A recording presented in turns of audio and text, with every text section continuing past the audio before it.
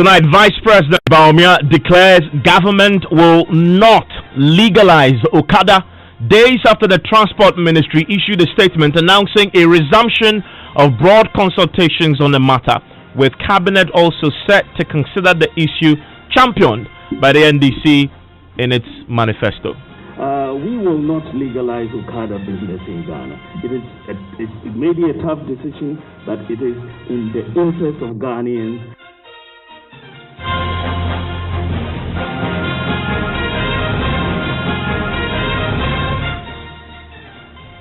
This is Top Story with Evans Mensah.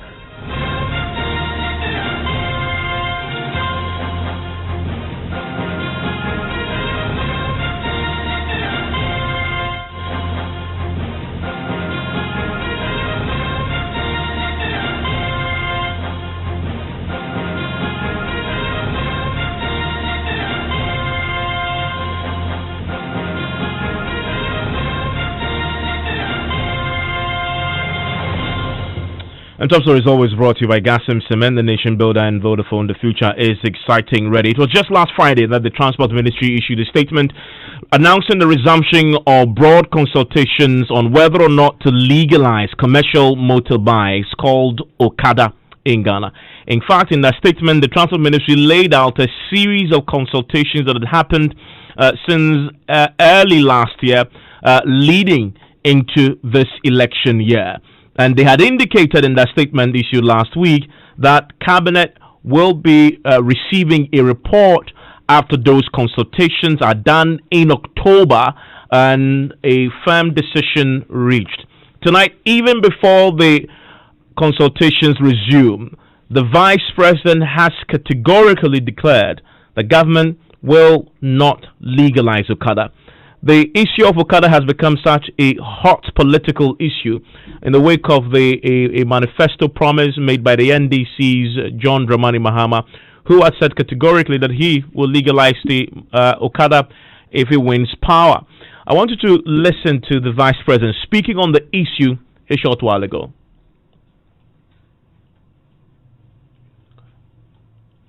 The use goes. We will not legalize Okada business in Ghana. It may be a tough decision, but it is in the interest of Ghanaians. The use goes beyond. My colleague Joseph Garko is joining me in the studio. We'll bring you the full detail of the Vice President's sound very shortly, as he's been speaking a short while ago on this particular subject. But I want to bring in the context to this. It was just on Friday when that statement came in. Joseph, walk us through what that statement announced just a short few days back. And so the Ministry of Transport said that it had taken notice of a public debate on the legality of the Okada business, and that the ministry wished to inform the members of the public that the law which makes Okada operations illegal, that is the Road Traffic Regulation 2012, the legislative instrument 2180, was actually passed by the previous NDC administration in 2012, led by former President John Mahama. And the Transport Ministry again indicated that the Akufo-Addo government, upon assumption of office, sought to assess the implementation of that particular regulation, and in the process, they needed to undertake various stakeholder consultations. So the point was that this is actually a business that had been made illegal by the Mahama administration when the NPP took over. They began the necessary consultations to decide on the way forward. And the ministry said that between March and November 2020, they held various consultations with various organizations and also at the various regional administrations and also with local authorities, including consultations in Greater Accra, Volta region, Eastern, Western, Central, Bono, Ashanti, Upper East, as well as the Northern region and the Upper West region. Really broad consultations that the ministry laid out, and they also go into detail about which associations exactly they had met. A lot of resources have been spent on this. They listed out the specific associations, including the Ghana Institute of Planners, the Ghana Automobile Dealers Association, the Ghana National Driving Schools, the Ghana Association of Driving Instructors, the National Road Safety Authority, the Driver and Vehicle Licensing Authority, the Motor Traffic and Transport Departments, the Okada Riders Association, which we know has been very much at the center of this, the Ghana Insurance Association, the Ghana National Fire Service, the National Ambulance Service, the Ghana Red Cross Society, the National Disaster Management Organization, as well as various transport unions and even some civil society groups, including the Road Safety Advocates. They'd all been consulted as part of the. What I found interesting in this statement, they didn't end that. In fact, they went ahead to visit Konfanochi Hospital, Kolebu Teaching Hospital, Greater Accra Regional Hospital, so that they could just understand firsthand, getting first-hand information on the toll of Okada-related injuries on the administration, right, and operations of health facilities. Now, they had planned further consultations beginning in October. Even before the further consultation, they had held consultations with even the Ghana Journalists Association sometime in November last year, and then the statement said that there is a second phase of the consultation in which they would be engaging various stakeholders in the newly created regions: the Bono East, the Ahafo region, the Western North, the Savannah region, the Northeast region, and the Oti region. And then the indication was that they'll again be engaging various interest groups and civil society organizations, including the Center for Democratic Development, the Dankwa Institute, the Institute for Democratic Governance, the Integrated Social Development Center, ISODEC, as well as the Center for Policy Analysis, the Institute of Economic Affairs, and then all the major political parties, most likely including the NDC. The NDC, although we know the NDC's position. Before today, this was the most formal government announcement on this Okada issue. And the indication was that that second phase of the consultation had actually been suspended because of COVID-19, and that it's expected to resume next month, that's October 2020, after which a report will then be presented to Cabinet for the necessary considerations. And I was making a point about before today, this was the official government position on the matter, which is that our position, that government position, will be informed by the outcome of these consultations that were set to resume in October. It presumed then that government really didn't have a categorically clear position on the matter, and that they were waiting for the consultations to then decide what they do. That report will go to Cabinet.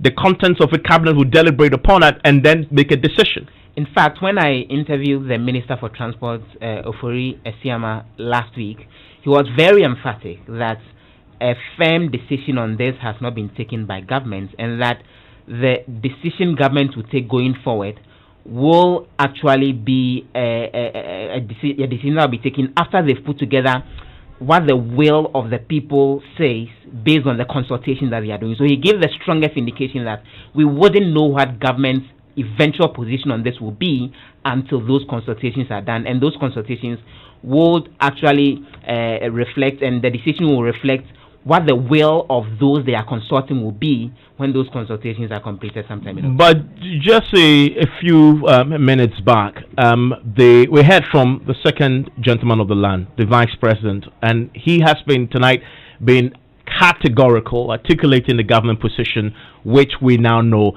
Even before these consultations that are set to resume in October begin, this is Dr. Bawumia making a declaration on the subject as far as government is concerned. There's been a recent discussion about Okada in Ghana, this motorcycle transport. I think that in the context of what we are doing, we would rather encourage the Okada riders to come in and try to buy and lease these vehicles so that they can run businesses.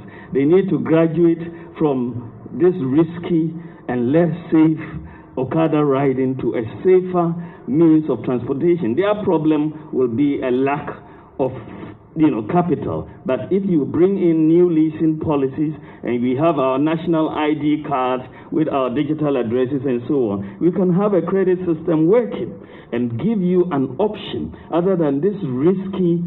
You don't want to finish graduate school and then get you make a life in Okada riding, you can have a better option, and we will give you a better option. So yes, we will not legalize Okada business in Ghana. It may be a tough decision, but it is in the interest of Ghanaians. We have had discussions, but we will stick to our decision to provide a better alternative for the Okada riders. Let's give them opportunities to buy safer vehicles, to lease safer vehicles and pay over time. And I think it's a better option than what the alternative is.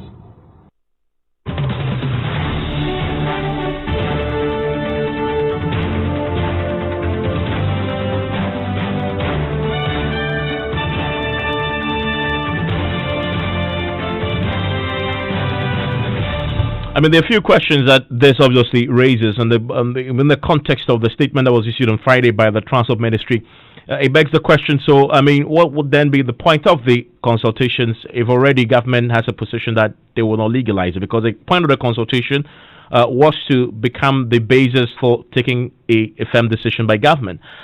We'll try and get some clarity on this from government very shortly, especially with the consultations set to resume in October. I want to bring in right now the minority spokesperson on transport, Mr. Kwame Abuja, who was categorical on this subject last week, Friday, in the wake of the statement by the Transport Ministry. Mr. Abuja, thank you for your time here on Top Story. Evans, good evening to you. Good evening to your church, please. Happy to have you on. But last week, Friday, when we spoke to you on the back of the Transport Ministry statement, you were categorically expressing a view that you believe government, the consultation, the statement was just an indication of government going ahead to implement this policy, as in legalize it, because of your promise, and it might come to Parliament. But as we just heard there from the Vice President, that's not exactly the case. The government's position is that they will not legalize. Well, that is actually not government's position. Government's position is that we are witnessing a government in total disarray.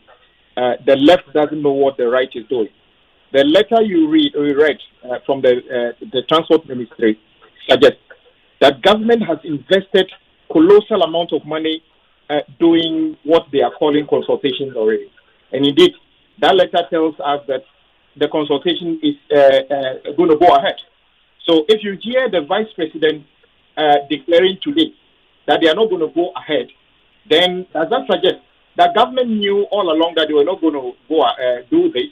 Yes, they were just wasting government money. I think somebody in the future would have to be cited for willfully causing financial loss to the state, and the Vice President himself could be a candidate for that. Secondly, the Vice President's position as to why they are not legalizing Okada is neither here nor there. He's totally detached from the realities of the people. My brother, even in London, in the United States, you could use motorbikes to do commercial business. DHL, name them. I have countless occasions when parcels were delivered to me at home by motorbikes. So what is the point of saying that they will provide better opportunities for them by providing them the vehicles? Evans, ask the Vice President, how many vehicles have they provided for GPRTU or anything in the past 4 years? Yeah, but haven't they now announced that broad policy that would then facilitate and give government support? It was in this manifesto, facilitate the acquisition of brand new vehicles at cheaper, affordable cost. Where's the record? Could they not have bought it? Well, it's a policy they're about to execute with the influx of the renowned automobile giants in this country. Forget about that. What do you call it, Evans? Which automobile giants? What we have VW doing? and what others. VW is doing has nothing to do with flooding the country with brand new vehicles. You assemble a vehicle, take the engine and the tires out, come back and put it in Accra, just to make sure you don't pay the 35% tax. That is just creating opportunity for some people to just run away with that. But nonetheless, it is an industry that is creating jobs. But the point about this particular one is the Vice President says you're linking that particular initiative to the provision of brand new vehicles to the market. You are leading them into another problem, because you are aware that probably 1 million people could lose their jobs by the attempt also to stop the importation of used cars. And you've been listening to used car dealers who are also up in arms. Out of that, the government has decided to trick them by saying that keep quiet, would amend the law in 2021. And the dealers are saying, no, we know it's a trick. If you really think you're going to do something about it, go and amend the law now. So the vice president met them, the president met them. The point is that they don't want to do that. So if you tell me that because the vice president says that there's something in their manifesto which is going to flood this country with cheap cars so that people who are doing Okada will go and buy cars, ask them, have they bought one vehicle for any driver in this country yet, apart from the much-loved vehicles bought by the NDC, which were even registered, and last year, they basically changed the number plate and then gave it to GPRT. You see, this government in disarray. Yeah, and I can tell you, as a matter of fact, there are people in the NPP who believe this must be legalized, and the vice president, because he's already committed himself on the 6th of September on Fila FM by saying that they will not legalize it, the government is divided. And we are not. I'm curious, Mr. Abuja. That last week Friday you were so categorical and in your expectation the government was going to simply legalize it because in reaction to your promise. Today the vice president is categorical they won't, and you say it shows that they are consistent. So I say that again. Why do you have to believe the vice president? When you have who else should I believe? You? He's the vice president of the Republic. No, listen, Evans. You should believe the one you saw on paper. The vice president is speaking. You saw a letter from the minister. The minister is subservient to the vice president. Well, that confirms my position that this government is in disarray because is the vice president not aware? But between Friday and Wednesday, government could have changed its position on the matter. Well, that makes it even worse, Evans. It makes government deliberately decided to waste the money for belonging to the people of this country. Is it not a cabinet that decided that they were going to do the consultation? Was vice president not at the meeting when the decision was taken that they were going to continue with the consultation? This is ridiculous. This is a government that can't gel together. The transport minister is taking for a position from cabinet implementing it at his ministry. The vice president is talking by himself on Killer FM in Tamale and decided that he's going to stick to his gun and that to undermine his minister. Don't say that the vice president is doing the right thing. He's undermining the government. Stay with me. I want to bring in transport consultant Cecil Gabra, who joins us on the telephone line. Mr. Gabra, so now it's clear what government position is. The vice president says we will not legalize Okada. You've heard the other side of the argument from the NDC. They believe it's the right way to go. Where do you stand on this? What do you say about the vice president's declaration today? Well, for road safety advocates and the Association of Road Safety Management, we are in line with the government decision not to legalize Okada. Right. For me, I'm quite happy because lives will not be lost. We are looking for the safety of Ghanaians. That is number one. Some of us are riding 4x4s, and others are also on the Okada as pinion riders, which is very risky. Right? You can't control Okada. I have said several times that instead of us legalizing Okada, in fact, before I even say that, but consultation on this Okada thing started like 2 years ago with the Ministry of Transportation and other transport stakeholders. I have said several times that instead of us legalizing Okada, it is much better and appropriate to have rather a manufacturing plant to rather have motorbikes assembled in Ghana and then give it to workers on leasing and so on, that they can ride and go to work. And that alone brings a lot of discipline. Right. You and I know, I mean, I have a lot of pictures right now, videos, and they are so much gruesome that you cannot even watch it on Okada. 3 people die almost every day. And I'm always saying, let's go to Kolebu, spend the whole day, and you see what happens. Every day in the lives of people, Okada people are involved in accident. Even in Rwanda, that have got the best system. They give them reflective vests to operate and so on. 80% of road crashes are caused by them. So why are we looking at introducing them here? Nigeria is west. Let us compare ourselves to other African countries and see what goes on. Why do we have to introduce it here? Fine, others they have already started operating, but if we have a better and strong enforcement system, we can stop them. Others are also asking that what about the towns and villages? I mean, but Mr. Garba, the question that the latest development with the Vice President's pronouncement raises is, last week Friday, the Transport Ministry says we are going to consult. We're resuming in October. I mean, I know you have a position based on, road traffic regulations and safety, etc. But isn't the right approach the one that the Transport Ministry announced, as in consult before you arrive at a decision? Then yes, sir. Yes. Mm-hmm. Sorry. You agree that's the right option? Yes, Evans, I'm saying that consultation started a long time ago.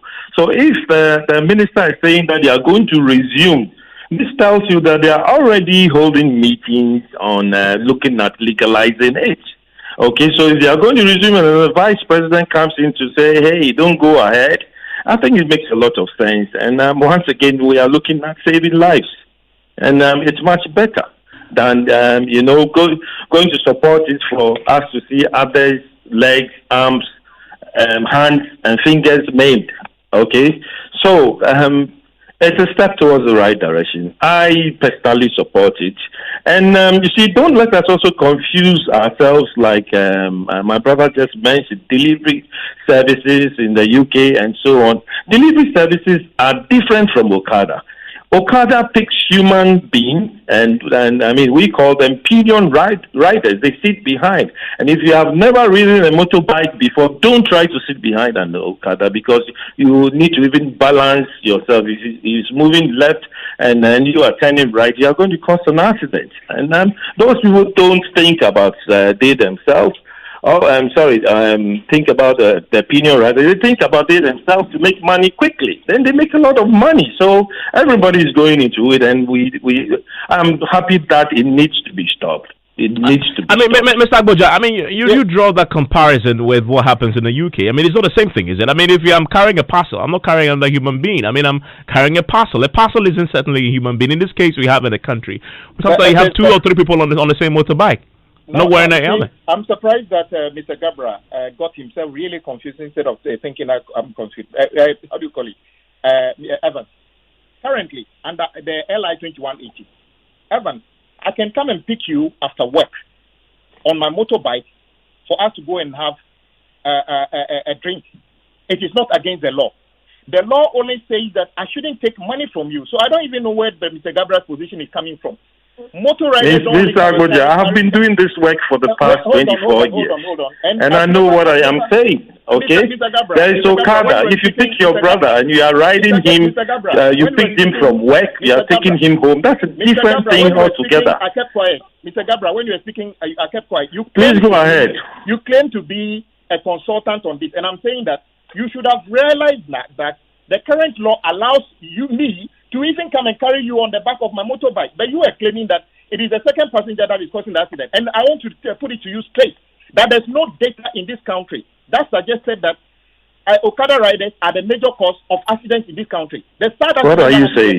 Was it caused by Okada? The sad situation we had yesterday with the buses, was it caused by Okada? MTTD doesn't have any data that Mr. Abuja, I think I have to step in and then let you be aware that the first thing is that you should know that Mr. Gabra, just a second. I just wanted to learn. I'll come back to you definitely. Mr. Gabra, Mr. Abuja. Stop this. I'm saying that when you were speaking, I kept quiet. I am saying that you claim to be a consultant on this, and I'm telling you that you should have realized that your position is not even supported by the law, because currently 2 people can sit on the back of on a motor. Just that you shouldn't take money from them. 2, when you claim that motor accidents happen and other things, planes crash, vehicles have accidents. Should we stop using them? We are saying that the reason the motor accidents are the way they are now is because a lot of them, young people, do not have any training, because the DVLA is not even required to train them to do commercial the business with it, because the act is currently making it illegal. Once you make it legal, you can properly train them and regulate them. So if your personal position is that we shouldn't legalize it, I respect that. But if your position is that you have any data, you haven't provided any data. Yeah, I mean, but Mr. Abuja, on data, the Road Safety Commission's data says just last year, 4,643 motorbike crashes with 723 deaths, 3,474 injuries. That is scary. That is why, Evans, I explained this to you, that if you and I are even driving in a vehicle and we knock down a motor rider, it's counted as if it's a motor rider's fault. That cannot be right. Unless you are saying that we should ban the use of motor bikes across the country. And indeed, India is more developed than Ghana. India goes to space. India launches satellites and everything. Motorbikes, tricycles are used. So I don't even know where Mr. Gabra's data comes from. And I can put it to him straight. His information is not backed by any data. And yourself, I know personally, I've listened to you. You are opposed to legalizing Okada. I respect that. I am. Well, how did you get that impression? You were the one who have been bringing the GMA. Your position is not different from GMA. But I respect that position. I'm sorry, but I have no position on the matter. I haven't expressed any. I'm just asking the questions based on the numbers I put. The numbers I put to you are Road Safety Commission numbers, not mine. The Road Safety Commission numbers just talk about road crashes, and I'm saying that in that data, it did not specify whether the fault is from the rider. But doesn't matter. I mean, I just mentioned to you there are 4,000 motorbike crashes, 723 deaths. I mean, doesn't matter who fault is it. The person on a motorbike is dead. In fact, today, sadly yesterday, there was a road crash involving people in a very comfortable bus, including STC. Should we say that because of that we should stop riding in buses? Look, this thing is a health and safety matter. I agree that we should ensure the safety of everybody, including pedestrians walking on the street. I agree. That is why a significant part of the law change would ensure that the training and regulation enforcement will be done. That is the basis of the matter. I want to bring in Mrs. Garba just for the sake of time. Mrs. Garba, yes, your position is that for health and safety reasons, they should not be legalized. His point is that, well, the data doesn't support that. Yeah, that's exactly what I'm saying. That I've said it several times that for road safety purposes and the safety of Ghanaians, we shouldn't draw politics into this. To say, well, I mean, we're going to legalize it and get jobs for the people. If you want to get jobs for the people, I feel the best thing to do is that create more factories and put all those guys there, pay them very well. And let's stop using, Okada as bait for voting. This is what I am saying, and I'll continue to say it without fear or favor because I am a consultant, transport consultant. I've been doing this work for 25 years. Delivery services, my brother was talking, and he's rather confused. Delivery services are different from picking union riders. And if you have picked your brother to work, obviously you'll be very careful. You will not cut across vehicles. Do you know for a fact that you are not even supposed to ride in the middle of the road? A rider must take a lane. There are laws. And then when this thing started 10 years ago, when the Okada started, I warned the police, told them that, look, my brothers, this thing has started in Ghana. It's being copied from Nigeria. We need to stop it. Oh, we are going to stop it. We are going to stop it. But then if you go into it, people who own Okada are the same people who are my friends, okay? Right? Because there's a lot of money in it. I mean, if you buy one motor for 3,000 cedis, within a short period of time, you're going to make your money back. Let's stop it. It's a good direction from the vice president. And I am also saying it that I'm not into politics. I'm into safety. It's my work. Don't let us legalize Okada to kill people.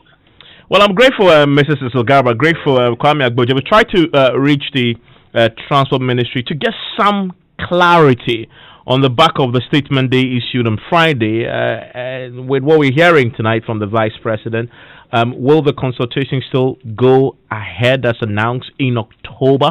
When we do, we'll bring that to you. Isn't it amazing when your network cares about you so much so that they do amazing things for you? You guessed it. I'm talking about the Vodafone Cash dropping all charges when you send money to all networks. Yes, you heard it right. It costs nothing, absolutely nothing, when you send money via Vodafone Cash to all networks. Just send any amount, as many times as you want, to any network and pay zero charges on the money sent. So go ahead, Make payments, show your love, make contributions, send money all you want via Vodafone Cash to all networks for free. Dial *110# to send cash ready.